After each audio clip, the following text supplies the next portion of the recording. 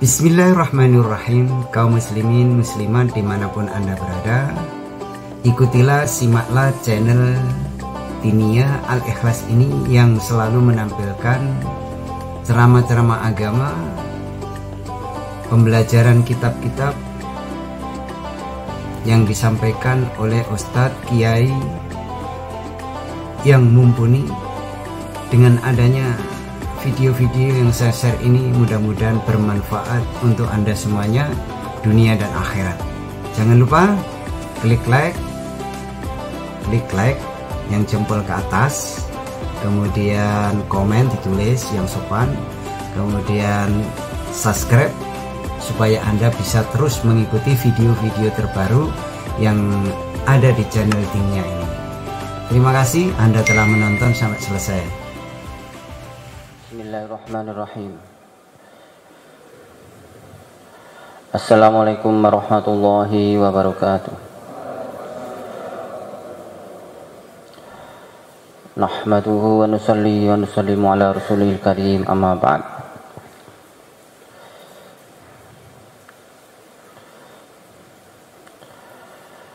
Perkara yang paling penting dalam kehidupan kita dan kehidupan semua manusia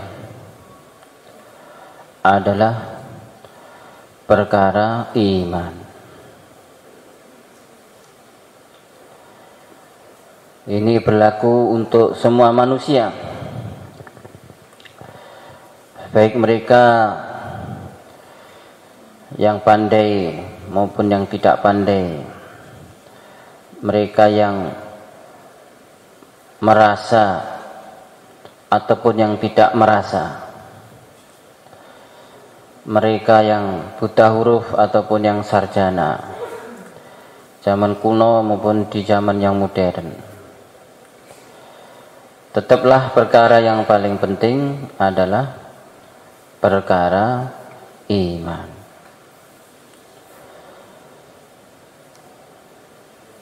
Juga ini tetap menjadi perkara yang penting dalam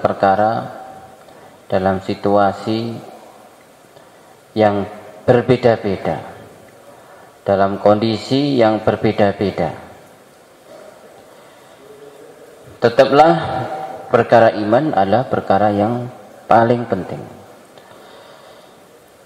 Namun jamaah yang mulia, hari ini sedikit sekali orang yang memahami perkara ini. Kebanyakan manusia menggunakan ukuran penting atau tidak penting. Mana yang lebih penting, mana yang paling penting adalah menurut kadar keperluan-keperluan apa yang diperlukan sehari-hari. Mereka yang masih sekolah, yang dipahaminya adalah yang paling penting adalah urusan sekolahnya, supaya memiliki prestasi setinggi-tingginya, supaya mendapatkan jenjang keilmuan, kesarjanaan yang setinggi-tingginya. Begitu pula pedagang yang hari-hari di toko, di pasar, terbentuk perasaan yang paling penting adalah dagangannya. Bagaimana maju dagangannya, bagaimana tambah labanya, bagaimana tambah maju bisnisnya sehingga buka cabang di mana-mana. Begitu pula seorang yang profesinya sebagai pegawai negeri atau sebagai seorang tentara, maka karena hari-hari yang difikirkan adalah masalah kedudukannya, jabatannya, pangkatnya, golongannya, maka senantiasa terbentuk fikir, yaitu yang paling penting adalah bagaimana mensukseskan kariernya, meningkatkan pangkatnya. Bagi yang telah lulus sarjana, yang paling penting apa? Bagaimana segera dapat kerja. Sudah dapat kerja, belum punya istri, perasaannya yang terpenting adalah bagaimana segera dapat istri. Sudah punya istri, bertahun-tahun tidak punya anak, fokus pikirnya, yang paling penting adalah bagaimana segera punya momongan.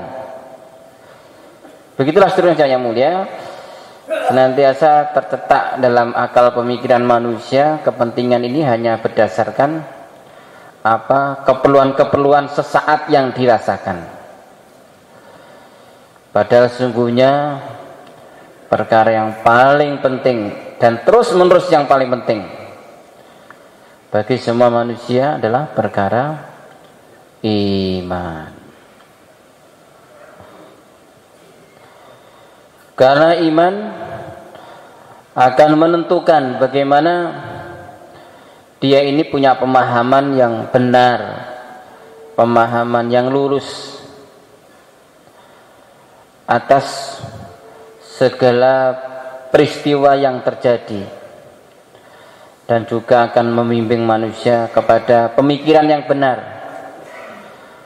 kepada perkara apa yang harusnya diusahakan, apa yang seharusnya direncanakan. Iman letaknya dalam hati, tapi apa yang dalam hati akan menggerakkan akalnya, otaknya, keputusan-keputusannya, dan tindakan-tindakannya. Iman yang lurus akan mendatangkan ilham-ilham yang tepat, ilham-ilham yang paling menguntungkan, ilham-ilham yang akan menyelamatkan. Sebaliknya, bila mana iman ini keliru, yakinnya salah, akan mendatangkan keputusan-keputusan yang salah, tindakan-tindakan yang salah, akhirnya amalan-amalan yang salah, akhirnya apa? Akhirnya datang pada dia nasib-nasib yang menjerumuskan, nasib-nasib yang membuat dia ini justru menjadi datang penderitaan. Kapan itu dimulainya semua perkara-perkara itu? Sejauh mana dia ini punya kadar, punya kualitas iman yang ada dalam dada dia. Selanjutnya, amal-amal yang benar akan menentukan sejauh mana kualitas hubungan antara dia kepada Allah Subhanahu wa Ta'ala. Dan kualitas hubungan antara manusia kepada Allah ini akan menentukan nasibnya. Nasibnya manusia ini ya bagaimana kualitasnya. Beresnya hubungan antara hamba kepada Allah ini akan mendatangkan beresnya segala urusan kehidupan anak manusia. Sebaliknya, tidak beresnya hubungan antara dia kepada Allah karena rusaknya iman, salahnya amalan, ataupun karena kerak dosa-dosa, ini perkara yang paling asas menentukan mengapa datang kesusahan, kehinaan, penderitaan, dan kecelakaan pada manusia. Macam yang mulia, nabi-nabi, rasul-rasul diutus ke alam dunia dalam keadaan kondisi masyarakat yang memiliki kerusakan apa saja. Maka solusi awal adalah dakwah atas iman. Memberitahu manusia, menyuruh manusia atas keagungan zat yang menciptakan seluruh alam semesta, yaitu Allah Subhanahu wa Ta'ala. Dialah Allah yang menciptakan segala-galanya. Dialah Allah yang menjadikan sebelumnya tidak ada menjadi ada. Dialah Allah yang menciptakan benda-benda, yang menciptakan sifat-sifatnya benda, keadaan-keadaan benda-benda, yang menciptakan sifat-sifatnya dan peristiwa-peristiwanya. Sedangkan hakikinya yang menciptakan hanya satu saja, yang tidak berhajat sama sekali kepada yang diciptakan, yaitu Allah Subhanahu wa Ta'ala. Allah Subhanahu wa Ta'ala menciptakan, menentukan, dan mengkadar segala peristiwa yang terjadi kepada seluruh makhluk-makhluknya, yang global maupun yang terperinci. Dialah Allah yang menentukan kapan lahirnya seorang bayi. Dialah Allah yang menentukan kapankah saat meninggalnya bayi itu dari alam dunia menuju alam baka. Dialah Allah dari lahirnya ke dunia sampai meninggalnya dia dari alam dunia. Bukan hanya itu, apa yang terjadi di antara dua peristiwa besar itu, kelahiran dan kematian, itu juga Allah Subhanahu wa taala yang menentukan kejadiannya. Allah yang mengendalikan, Allah yang mengatur, dan Allah yang menjalankan. Sedangkan yang lain hakikinya hanyalah dijalankan oleh Allah Subhanahu wa ta'ala. Jemaah yang mulia, sesungguhnya apa yang kita alami hari ini, apa yang kita rasakan hari ini sudah menunjukkan bahwa memang Allah Subhanahu wa ta'ala semuanya perkara itu datangnya. Bukanlah dari rencana-rencana manusia. Betapa banyak kita ini punya keinginan dan punya rencana-rencana, tapi ternyata keinginan itu tidak terlaksana, keinginan itu tidak tercapai. Ini membuktikan bahwa apa yang terjadi ini bukan kehendak kita ternyata, tapi apa yang terjadi adalah semata-mata kehendak penguasa alam semesta, yaitu Allah Subhanahu wa ta'ala. Maunya kita dan bahkan semua manusia inginnya sehat terus, inginnya punya banyak uang terus, inginnya hatinya longgar terus, inginnya dihormati manusia terus. Tetapi sering terjadi apa keinginan itu tidak tercapai. Kadang sehat, kadang sakit, kadang susah, kadang derita. Kadang hatinya longgar, kadang hatinya sempit, kadang miskin, kadang kaya. Ini membuktikan bahwa apa yang terjadi bahkan pada diri kita sendiri bukanlah atas ketentuan dan pengaturan kita, tapi atas apa yang ditetapkan untuk kita. Siapa yang menetapkan segala perkara? Allah Subhanahu wa ta'ala. Begitu pula Allah Subhanahu wa ta'ala menentukan sebab-sebab, menentukan akibat-akibat. Allah Subhanahu wa ta'ala menciptakan penyakit pada diri seorang manusia, dan Allah Subhanahu wa ta'ala untuk mendatangkan penyakit bukanlah karena di situ ada asbab-asbab penyakit. Antara asbab dan akibat di sisi Allah tidak berkaitan, berdiri sendiri. Kadang-kadang Allah menciptakan sebab, tapi tidak menciptakan akibat-akibat. Kadang-kadang Allah Subhanahu wa ta'ala mendatangkan akibat-akibat tanpa perlu kepada asbab-asbab. Semua mutlak, apa yang terjadi, apa yang berlaku adalah atas kehendak yang maha berkehendak, yaitu Allah Subhanahu wa ta'ala. Dialah Allah yang untuk mendatangkan kesempitan, yang mendatangkan kesusahan, tidak perlu kepada sebab-sebab, asbab-asbab. Dialah Allah yang untuk mendatangkan kelonggaran, yang mendatangkan rezeki. Dia tidak perlu modal, tidak perlu dukungan, tidak perlu kondisi-kondisi tertentu untuk memberikan rezeki. Kalau manusia ingin dapat untung daripada tokonya, ingin dapat rezeki yang luas dari bisnisnya, manusia ya perlu perhitungan-perhitungan. Kalau ingin dagang, kira-kira yang dagangannya kira-kira laku. Kalau ingin dagang otomatis dipikirkan modalnya, dipikirkan konsumennya, dipikirkan strategi marketingnya. Ini kalau nalarnya manusia. Tapi Allah Subhanahu wa ta'ala mendatangkan keuntungan-keuntungan rezeki pada diri manusia. Dia tidak perlu dukungan, tidak perlu modal. Apa yang terjadi pasti terjadi.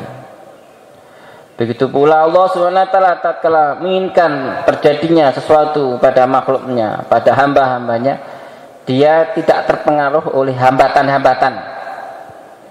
Oh, ini suasananya tidak tepat.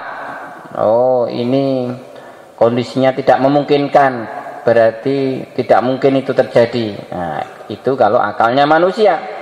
Tapi tidak berlaku begitu untuk yang maha kuasa, yaitu Allah Subhanahu wa ta'ala. Dia tidak pernah terhambat oleh pihak manapun, tidak pernah terhambat oleh karena kekurangan modal apapun.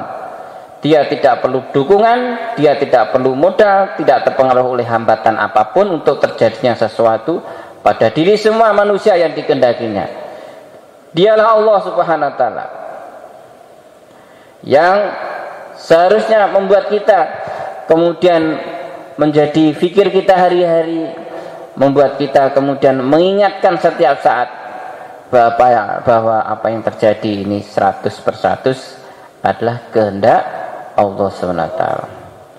Tidak ada di alam dunia ini yang terjadi secara otomatis. Ujuk-ujuk kedaden, boten wonten sing ujuk-ujuk. Tapi yang terjadi adalah ada yang menghendakinya, ada yang menggerakkannya, ada skenario-nya, yaitu apa yang ditulis, apa yang ditakdirkan oleh Allah Subhanahu wa ta'ala. Maka untuk itu jamaah yang mulia, manusia seharusnya dengan keyakinan yang lurus seperti ini, harusnya dia ini mata kepala melihat makhluk, mata hati seharusnya melihat kudrat Allah dan ingat kepada Allah Ta'ala. Mendung mega berarah dari timur dan ke barat.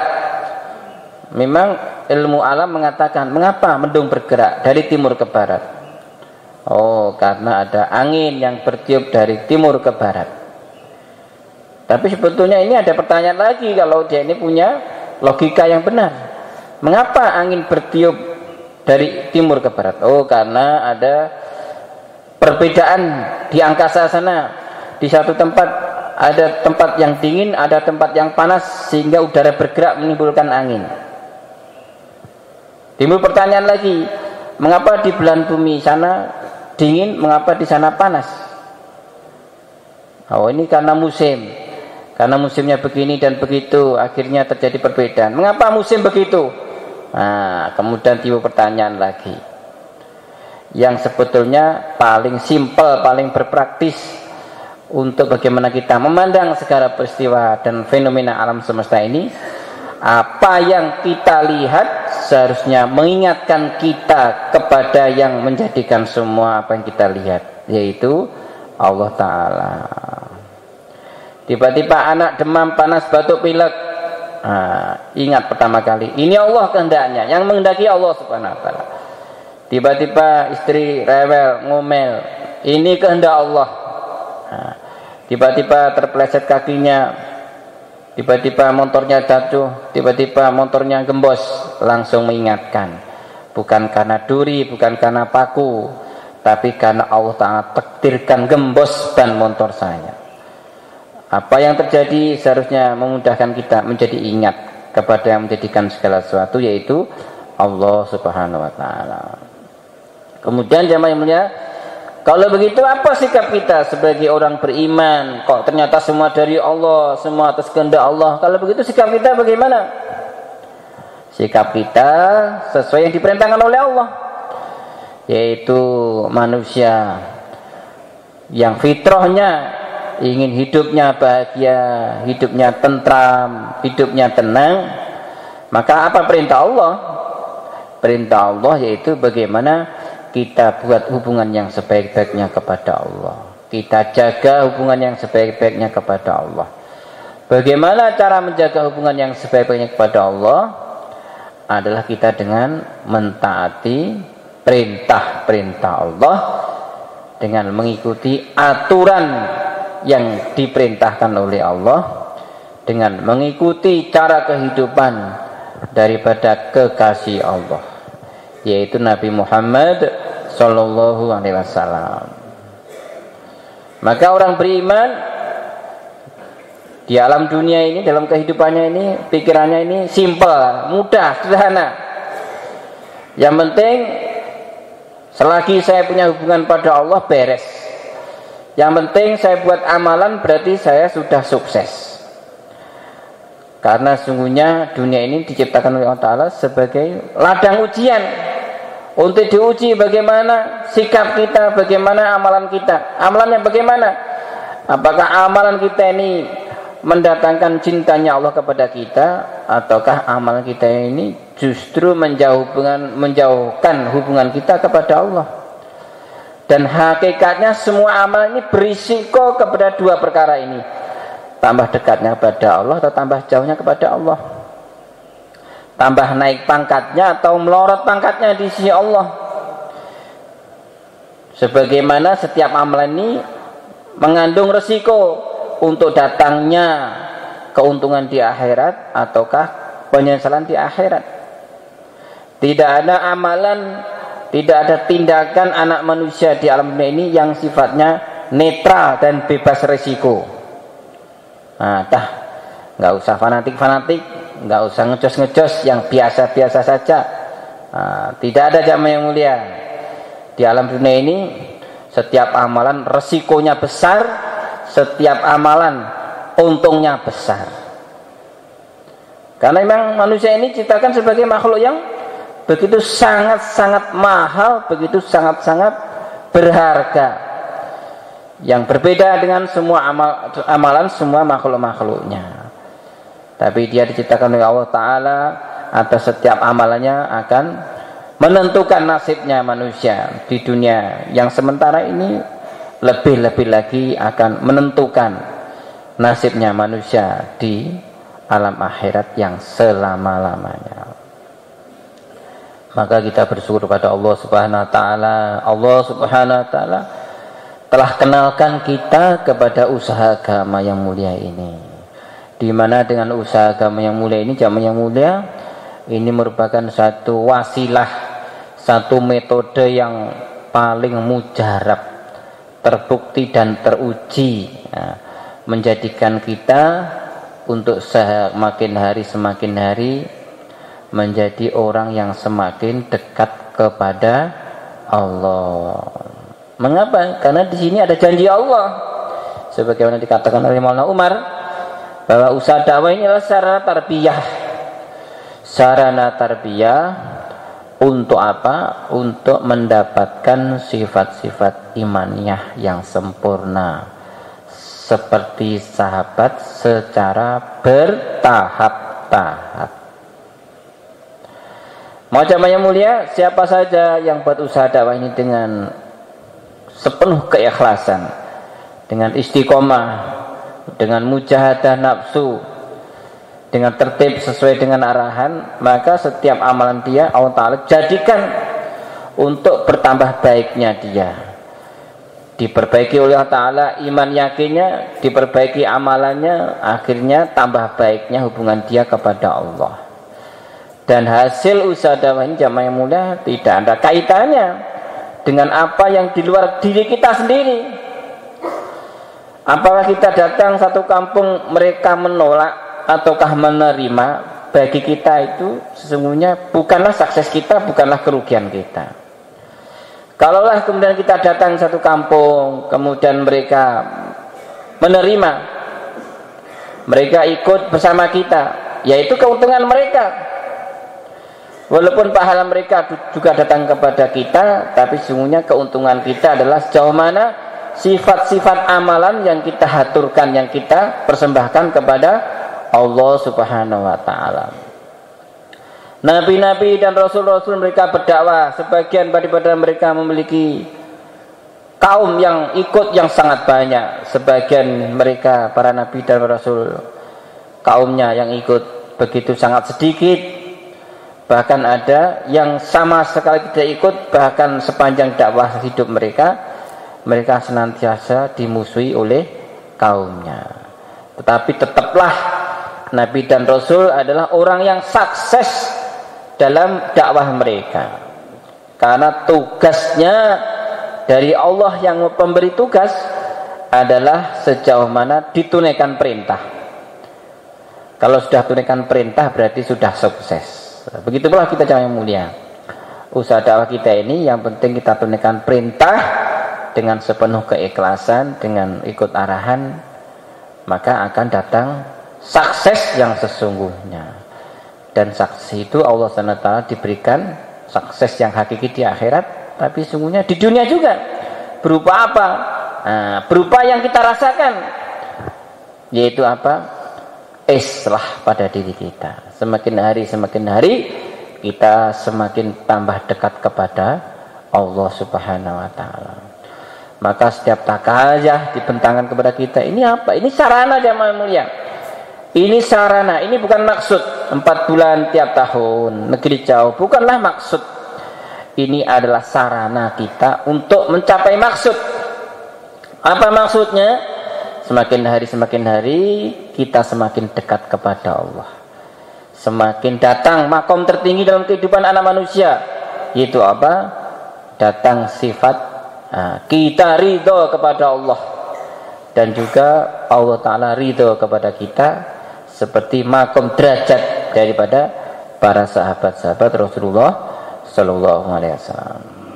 Macam yang mulia, tak saja dipentang untuk kita hari ini. Kita keluar 4 bulan, 40 hari untuk maksud apa? Supaya islah. Walaupun seandainya kita ini mendengarkan Karkuzari, daerah sana menunggu kedatangan kita, daerah sana banyak orang-orang yang murtad, banyak orang di sana masjidnya kosong, nggak ada jamaah, nggak ada azan. Kita perlu pergi ke negeri jauh, di sana orang sangat cinta Islam, menunggu kedatangan kita untuk masuk Islam. Tetapi jamaah yang mulia, satu kerisauan yang lebih-lebih lagi tatkala kita tunaikan takazah agama, sesungguhnya bagaimana kita sambut takazah, kita datang ke sana supaya kemudian kita dapat untungnya. Apa untungnya? Tambah dekatnya hubungan kita kepada Allah. Setiap takazah dibentangkan, ini adalah sarana kita untuk semakin bergantung kepada Allah, semakin takut kepada Allah, dan senantiasa semakin berharap hanya kepada Allah. Hadirin, jemaah yang mulia, takazah dibentangkan kepada kita hari ini. Bagaimana setiap kita ikuti nisab keluar di jalan Allah Subhanahu wa taala. Kita keluar 3 hari setiap bulan, kemudian 40 hari setiap tahun, dan keluar 4 bulan secepat mungkin. Kemudian juga kita tingkatkan 3 hari menjadi 10 hari, setelah itu 4 bulan setiap tahun. Jemaah yang mulia, maka kalau kita ini telah ambil keputusan bagaimana kita sempurnakan perintah atas usaha dakwah ini untuk kita, maka kemudian datang ujian pada diri kita. Dan siapa yang lulus dalam ujian, nanti naik pangkat jemaah yang mulia. 3 hari setiap bulan pasti nanti datang ujian. Ketika saatnya nisab 3 hari datang kerepotan. Ketika saat datang 3 hari banyak urusan. Nah, jemaah yang mulia, ini ujian juga. Ujian perintah ini apa? Ada halangan untuk tunaikan perintah. Dan ini sesungguhnya adalah satu ujian yang tidak seberapa berat dibanding orang-orang terdahulu, para sahabat Rasulullah SAW. Para sahabat mereka dalam berdakwah, resikonya mereka akan terpanah, terkena sabetan pedang atau tusukan tombak, resiko kehausan, kekeringan, kelaparan, resiko kehilangan harta benda dan nyawa. Ini sahabat dulu itu hari-hari resikonya seperti itu. Bahkan dalam perjuangan untuk taskilan berangkat fisabilillah adalah mereka, hati mereka ini sudah langsung mapan bahwa berangkat ini adalah untuk siap terkorbankan nyawanya. Nah, tapi jangan mulia, diri kita hari ini, Masya Allah, kemurahan Allah tahu kita ini imannya begitu lemah. Resikonya apa? Tetap ada resikonya, tapi resikonya sesungguhnya ini adalah seperti perkara yang sebenarnya tidak membahayakan, tapi cukup membuat kita ini jadi ketakutan. Nah, seperti apa repotnya urusan rumah tangga, istri nggak setuju, mertua nggak setuju, mau berangkat ini gimana ini. Paling sekarang kurang lebih resikonya seberat itu. Ini mau berangkat fisabilillah tapi nanti akan panen, gimana? Nah, ini mau berangkat fisabilillah tapi ini masih punya banyak urusan, bagaimana? Bisa berangkat atau tidak? Ini mau berangkat fisabilillah tapi ini hari raya, bagaimana nanti kalau orang-orang silaturahmi, masih banyak keperluan hari raya. Ini nanti belum beli baju baru untuk anak-anak, belum beli toples, belum beli jajan, belum beli rangginan. Nah, paling ujiannya seperti itu saja. Nah, kalau sahabat ujiannya nyawa. Nah, kita ujiannya tidak selesai di hari raya, itu aja. Tapi kalau kita ini terus bisa menyibak itu ujian dan tetap bisa tunaikan perintah, nah naik pangkat kita. Dan ini ujian terus menerus jamaah yang mulia. Ujian orang dakwah ini terus menerus, tidak mesti dimusuhi oleh orang kampungnya, tidak mesti dimusuhi oleh negaranya, seperti Nabi Ibrahim dimusuhi oleh seluruh masyarakatnya dan rajanya. Tidak seperti Nabi Musa dimusuhi oleh rajanya dan dibuat jengkel oleh kaumnya. Nah, kita apa? Dimusuhi oleh nesu kita. Nah, kita mau berangkat langsung gak cocok.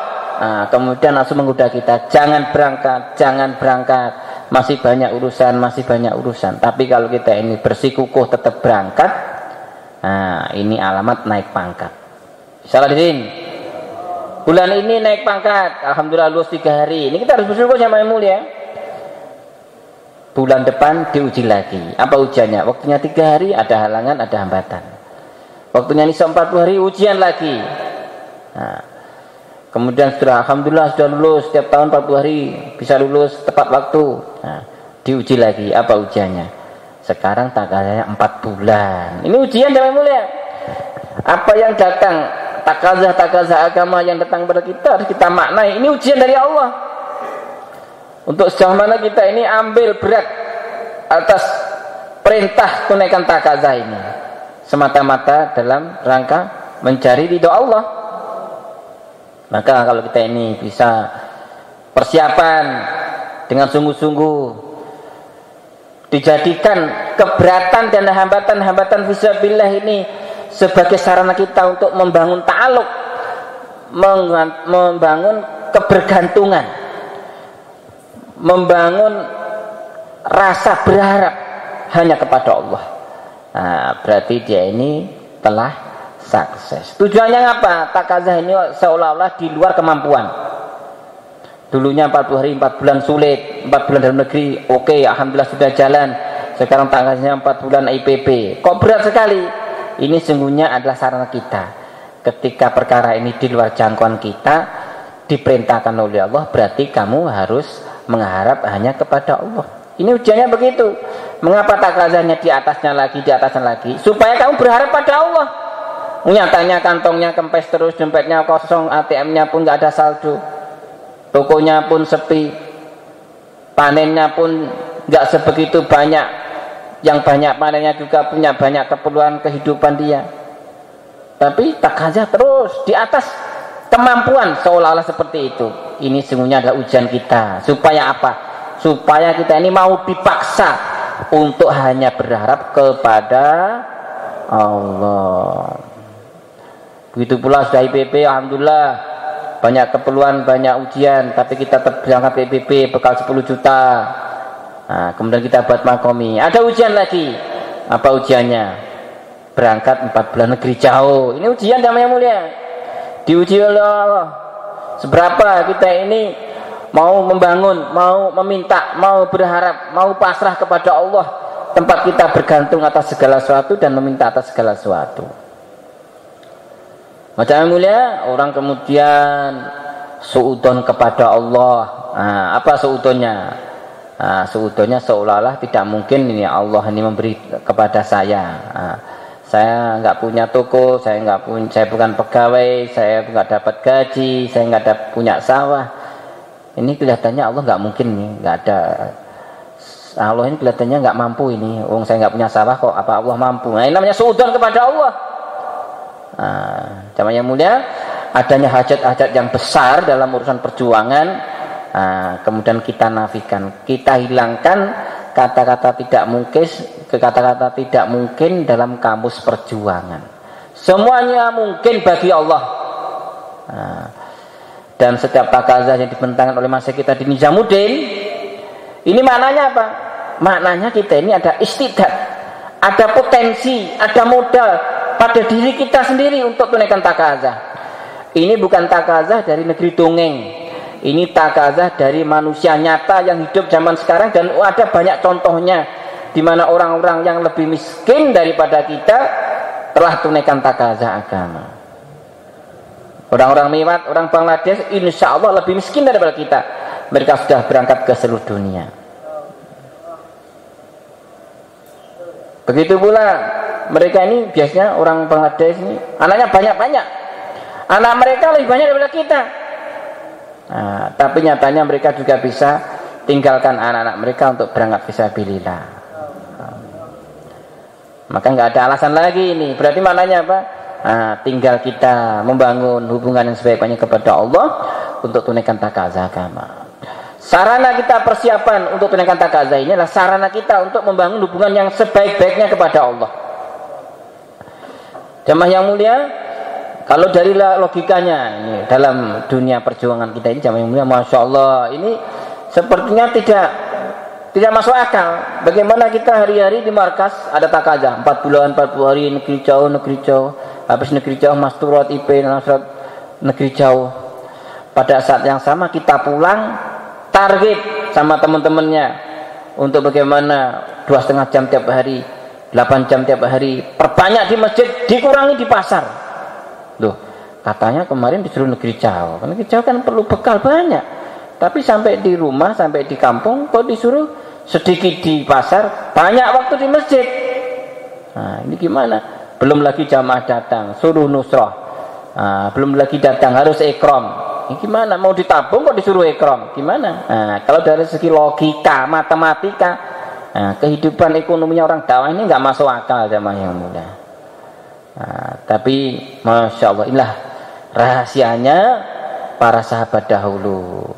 Mereka orang-orang yang miskin-miskin, mereka yang punya kerepotan dan kesempitan, tapi tatkala perjuangan sudah dijadikan prioritas dalam kehidupan, maka mereka mudah tunaikan takazah agama ke seluruh dunia. Semoga termasuk kita, jamaah yang mulia.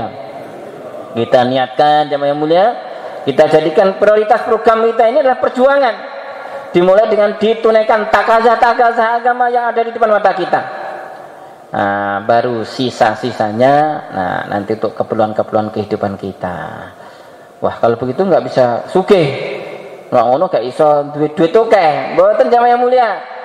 Allah SWT telah memberikan jatah khusus untuk bekal dai-dainya untuk berjuang, sebagaimana tentara yang mereka diutus oleh negara untuk tunaikan tugas-tugas negara. Karena dia sering diutus untuk perang, jaga di perbatasan, dan dia perlu waktu banyak meninggalkan keluarganya. Tidak berarti kemudian dia menjadi miskin, tidak berarti bahwa gajinya akan dipotong. Bukan, jamaah yang mulia. Semakin banyak tugas yang ditunaikan di tempat-tempat yang jauh, biasanya tambah naik pangkatnya. Maka jamaah yang mulia, bagaimana hari-hari kita jadikan persiapan-persiapan kita untuk bagaimana kita sempurnakan takazah agama. Misalnya, dan yang perlu kita pahami bahwa modalnya amal adalah amal. Kita ingin keluar 4 bulan, apa modalnya 4 bulan? 40 hari istiqomah setiap tahun. Kita ingin 40 hari, kok masih berat, kok masih sulit, modalnya apa? Modalnya 3 hari setiap bulan. Wah, saya sulit 3 hari. 3 hari ada modalnya. Modalnya 3 hari adalah setiap hari kita 2,5 jam. 2,5 jam. Nah, ini adalah satu perkara yang sebenarnya semua orang bisa. 2,5 jam kita sisihkan waktu setiap hari, dan insya Allah nggak ada uzur 2,5 jam di waktu-waktu yang longgar. Pada maghrib sampai isya sampai jam 9, atau dari pada subuh sampai jam 6 sampai jam setengah 7, sudah cukup 2,5 jam. hari-hari istiqomah dalam amalan 2,5 jam, nggak terasa tiba-tiba kita ini keluar 3 hari ini seperti hiburan jamaah yang mulia. Bukan keluar 3 hari mencucut, gerutu, sulit, sempit, seperti orang berangkat 3 hari orang mau stres. Nah, bukan jamaah, 3 hari ini hiburan ini. Kalau setiap hari 2,5 jam, 3 hari menjadi rekreasi dan hiburan. Kalau tiap bulan 3 hari, 40 hari menjadi rekreasi dan hiburan. Nah, insya Allah niat jamaah yang mulia. Tapi modalnya amal adalah amal. Ya. Kata Kiai Zairon dulu pernah mengatakan, bagaimana modalnya amal adalah amal. Kalau orang ingin panen lombok, tebar benih lombok. Kalau orang ingin panen padi, sebar benih padi. Maka orang kalau ingin panen amal, kita 4 bulan berangkat ke Amerika, 4 bulan berangkat ke Afrika. Ini adalah panen amal jamaah yang mulia. 24 jam kita bisa longgar waktu untuk buat amal-amalan. Maka modal amal apa? Modal amalnya adalah kita buat amalan makomi di rumah kita, di mahalah kita. Kita sisihkan waktu setiap hari. Bagaimana setiap hari kita ada amalan untuk masjid kita, dan sisihkan waktu setiap hari untuk buat amalan bersama anak istri kita di rumah kita. Hadirin, kata Maulana Sa'ad, kalau kita kerjakan perkara yang mudah-mudah, maka nanti Allah akan mudahkan perkara yang sulit. Yang mudah-mudah dikerjakan, maka yang sulit Allah yang mudahkan. Jadi nggak usah bingung, nggak usah stres, nggak usah sepaneng dengan yang sulit-sulit. Itu bukan urusan kita. Urusan kita itu yang mudah-mudah saja. Tapi kalau yang mudah kita sempurnakan, nanti yang sulit Allah yang mudahkan. Salam ya. 2,5 jam, mudah atau sulit? Mudah. Taklim rumah, mudah atau sulit? Mudah. Taklim masjid, mudah atau sulit? Mudah. Zikir pagi petang, mudah atau sulit? Mudah. Tahajud, mudah atau sulit? Mudah. Kalau yang mudah-mudah yang dikerjakan, nanti yang sulit-sulit urusan Allah akan dimudahkan untuk kita. Bahkan kadang-kadang, wah gimana kita ini mau keluar negeri jauh, IPB berjuta-juta, padahal kita masih banyak keperluan. Nah, maka kerjakanlah yang gratis-gratis. Maka yang berbayar, Allah yang bayar. Nah, 2,5 jam, bayar atau gratis? Gratis. Taklim bayar atau gratis? Nah, kalau taklim di rumah meninggalkan anak istri apa enggak? Malah kumpul sama anak istri. Gratis lagi, mudah lagi, enggak perlu keluarkan bensin lagi. Dah betul-betul mudah, enggak ada uzur. Taklim sama anak istri di rumah uzur, enggak ada uzur. Nah, kalau yang gratis-gratis kita kerjakan, insya Allah yang berbayar Allah yang bayar. Hadirin. Nah, takazahnya orang dakwah ini sebenarnya mudah, sederhana. Dakwah itu juga mudah, sederhana. Yang mudah-mudah dikerjakan, nanti yang sulit urusan Allah pasti dimudahkan. Setelah yang sulit, Allah Ta'ala beri kelonggaran, janji Allah. Setelah kesulitan, pasti datang kemudahan. Macam yang mulia, begitu pula hari ini untuk kita ini mudah untuk bergerak ke seluruh dunia. Bagaimana kita bergerak di tempat-tempat yang dekat dulu, tetangga masjid, tetangga kiri kanan, kita bergerak kepada mereka. Nanti Allah Ta'ala yang jauh-jauh, Allah Ta'ala akan mudahkan untuk kita. Macam yang mulia, dengan modal amal kan panen amal. Maka setiap hari kita pulang, nanti kita ke malam masing-masing, niatkan waktu 2,5 jam setiap hari, jumpa umat, bicara iman yakin. Berjadiin, hidupkan, sempurnakan amal rumah, amal masjid. Insyaallah berjadiin, dan canangkan kita, targetkan kita, kapan kita keluar 4 bulan. Saudara yang belum IPP, segera IPP. Yang sudah IPP, segera negeri jauh. Yang negeri jauh, setiap 3 tahun negeri jauh. Nah, itu takazahnya dari Samudin. Orang yang sudah pernah IPP segera negeri jauh, yang sudah negeri jauh setiap 3 tahun ke negeri jauh. Begitu pula mengajak istri kita keluar masturot, 3 hari masturot tiap 3 bulan, 10 hari setiap tahun, dan setiap 3 tahun kita keluar 40 hari masturot. Kemudian kita berangkat ke India, Bangladesh. Kemudian kita berangkat ke negeri jauh masturat. Hari-hari kita fikir takazah, fikir tunaikan takazah, fikir sempurna takazah. Nah, tiba-tiba ada takazah untuk masuk surga insyaallah. Nah, macam yang mulia, nah, inilah tanggung jawab kita untuk buat amal-amalan. Dan kita buat rancangan. Kita sepakat sama keluarga kita, kapan berangkat ke India Bangladesh. Salah hadirin? Siapa yang niat India Bangladesh? Siapa yang mulia? Masya Allah. Segera subah dengan masa kita. Hari ini belum bisa, tapi kita sudah buat persiapan dan amalan.